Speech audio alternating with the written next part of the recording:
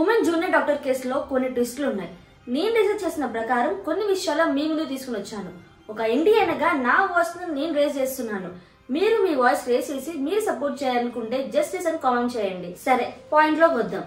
నాకు కొన్ని క్వశ్చన్స్ ఉన్నాయి. ఫస్ట్ క్వశ్చన్, కేసు క్లియర్ గా అర్థమవుతుంది అది రేప్ అండ్ మర్డర్ అని చెప్పి, కానీ పోలీస్ వాళ్ళు ఎందుకు చూశారని చెప్పారు? సెకండ్ క్వశ్చన్, 3 గంటల దాకా ఎందుకు వాళ్ళ పేరెంట్స్ కి బాడీని చూడడానికి ఎలా చేయలేదు? 3 గంటల తర్వాత మాత్రమే ఎందుకు ఇన్ఫార్మ్ చేశారు?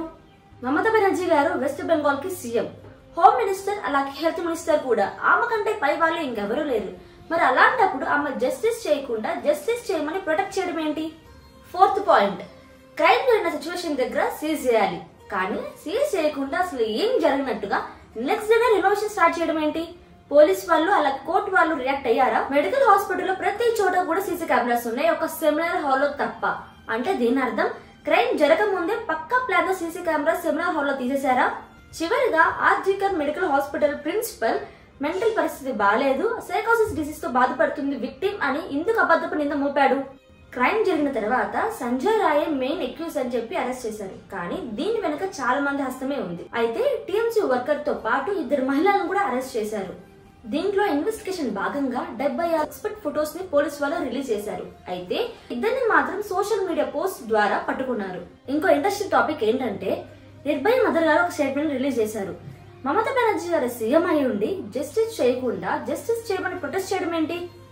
అంటే ఈ కేసుని డైవర్ట్ చేద్దాం అనుకుంటుందా? ఈ కేసు రెడీ చేయడంలో ఆమె ఫెయిల్ అయిపోయిందని చెప్పి సీఎం పొజిషన్ రిజైన్ చేయమంటున్నారు.